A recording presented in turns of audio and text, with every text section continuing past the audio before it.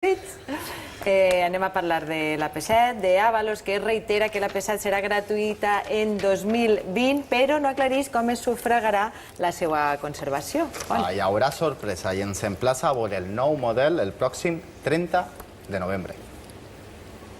Que no se puede prorrogar, es que no se puede prorrogar, porque tendríamos que ir a una licitación nueva y eso nunca se negó, una licitación nueva conforme al servicio de explotación y conservación, que es lo que queda, porque la inversión, como todo el mundo sabe, hace largo que ya no había nada que amortizar, ninguna inversión. Por lo tanto, es el compromiso. Nosotros damos un paso más adelante y es efectivamente, no hay prórroga porque es imposible, pero evidentemente no vamos a relicitar y por lo tanto quedará un uso gratuito. I respecte a les autopistes, els transportistes de les comarques d'Alacant no descarten cap acció perquè el govern retire el decret que els obliga a circular per les autopistes. Se cercena el derecho de libertad y el derecho de poder elegir la vía que queremos coger, pero es que en segundo lugar está el que el tramo de autopista de peaje hay que pagar un peaje. Es cierto que está bonificado, no se puede negar, pero también es cierto que aun con bonificación estaríamos hablando de un 50% en algunos tramos y un 41 o 42%, si no recuerdo mal, en otros tramos. En definitiva, un sobrecoste más para el transporte, para el transportista. Tornem a la comarca del Baix Maestrat, a Vinaròs. Llorenç Navarro, moviment veïnal gratuïtat per la AP7. Molt bona vesprada, benvingut de nou. No sé si ha escoltat el senyor Ábalos, el tall ese que... Hola, bona... Ha pogut escoltar bé el tall ese? Sí, l'hem escoltat. I ens ho pot traduir el que diu? Perquè a mi no m'ha quedat molt clar. Bueno, vos ho vaig explicar. Ell el que vos està dient és que realment l'OPP no podia renovar la concessió, ni ells tampoc la poden renovar, perquè realment ja es va fer irregularitat en el seu moment. La irregularitat que es feia era renovar-la quan en si ja s'havia amortitzat tota la inversió. És a dir, no se pot tornar a sortir a un concurs de nou, tindria que ser. Expliquem. Si ara mateix s'ha continuat renovant-se, ha sigut il·legal. Ara se li té que traure i fer pagar per mantindre. És el que ara mos volen vendre. Però, què passa? Que com ell va dir que seria gratuïta, ara intentaran jugar com van fer en Catalunya. En Catalunya, això de que els veïns són gratuïts és demagògia, també. Estan jugant en les mitges veritat, que nosaltres això li diem grans mentires. Realment, el problema que tenen és que estan encaminant-ho tot i el decret últim que es va aprovar, on poden traure els camions de les nacionals, és el primer pas per a obligar-los a tots a passar per les vies ràpides. Les vies ràpides volen estar gestionades, com així d'aquí poc, segurament la Seopan farà una oferta i la línia és fer desviar el trànsit pesat i a tots els vehicles possibles, perquè el dia de demà els veïns puguen circular durant un any en un teletac, en unes condicions que semblarà que t'estan fent la gran oferta, però això és el primer pas per a ficar-te una taxa de per vida, una taxa anual, una taxa que aniran pagant totes les persones per circular, per carreteres que siguin de més d'un carril, és a dir, autopistes i autovies. Ell sap, el ministre, que si surt... Manem. No, és per preguntar, vostè que té tanta experiència en el moviment veïnal per la gratuïtat de la AP7, quantes vegades ha escoltat vostè que l'AP7 anava a ser gratuïta? Cada vegada que hi ha eleccions. O sigui, quan hi ha eleccions, siguen del color que siguen, s'agafen una pancarta i jurarien per qui sigui que ells volen la gratuïtat. Ara mateix vos puc garantitzar que el moviment veïnal el que estem intentant és donar a conèixer que tot això és una mentira. La paraula gratuïtat, la paraula peatge, tot això, tot la utilitzen quan els ho interessa. El veí i la veïna tenen que tindre clar una sola cosa.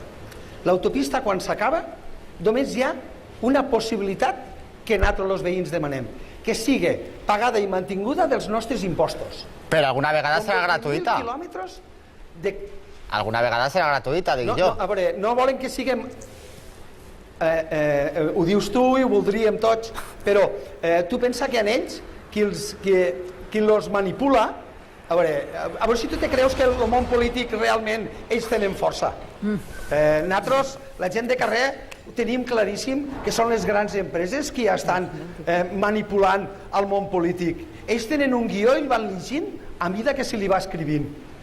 Tot està preparat i si no temps al temps, donem en compte que a Catalunya ja es parla a soles de vinyeta i al País Valencià cada dia ho anireu sentint més i ara vos faran creure que tots volen l'autopista gratuïta. Realment hi ha un consens de partits polítics que el que volen és que el manteniment de les autopistes i autovies sigui sortit per una taxa que et diran que és la gran oferta, que això serà millor. Hi ha 20.000 quilòmetres de carreteres que els paguem dels nostres impostos i tenim una via, que és nostra, 50 anys pagada per tots i per totes, i ara que la podem recuperar, ara per 400 quilòmetres mos volen fer creure que no hi ha diners per mantindre. Què faran? La retroactivitat? Mos retornaran els 50 anys que han pagat? No. És l'alternativa per a la privatització de la via pública. Està pagada i ben pagada, Llorenç. En un consens. Sí, és el que estan... I nosaltres ara el que volem és que, i donem gràcies als vostres mitjans, perquè la gent sàpiga que realment el que volen és fer-nos una taxa per circular per autopistes i autovies.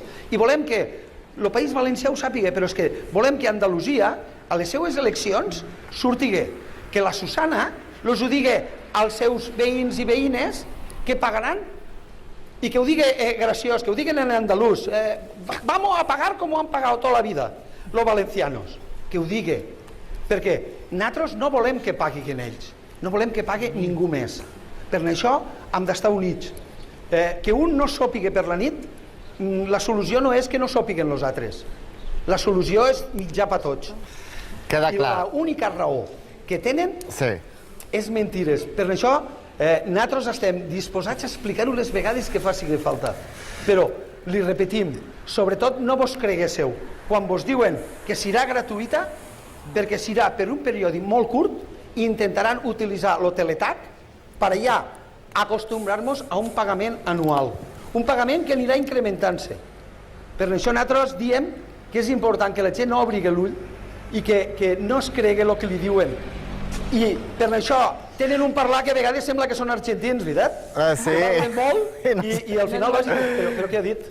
Llorenç, moltes gràcies per estar una vesprada més i és que estic patint. Vaig en compte amb els camions que li estan passant per darrere, Doncs dir-vos a totes i a tots que el món del veïnatge té que fer molta força i sortir al carrer, mobilitzar-se, perquè no puguem permetre que ens enganyin més vegades. La AP7 té que ser gratuïta, però gratuïta pagada pels nostres impostos, el seu manteniment. Llorenç Navarro, moltes gràcies. Penseu que serà gratuïta? Jo me'l menge, Home, a veure, la data que ha donat Ábalos és molt important, és el 30 de novembre. El 1 de desembre es liberalitza la AP1 entre Burgos i Àlava. Aleshores ho té complicat. Jo m'imagino que el dia 30 el que farà és anunciar que es farà. Perquè si no, al dia següent li pot caure des de València i n'hi ha que recordar-li a l'amic que els andalusos també paguen un tram d'este contracte de l'AP7. El tram Sevilla-Cádiz també acaba el 31 de desembre de l'any que ve. Vull dir que els andalusos tot tampoc ho tenen de baix. El tram Tarragona-Alacant i el tram Sevilla-Cádiz de l'AP7 caduquen els dos el 31 de desembre de l'any.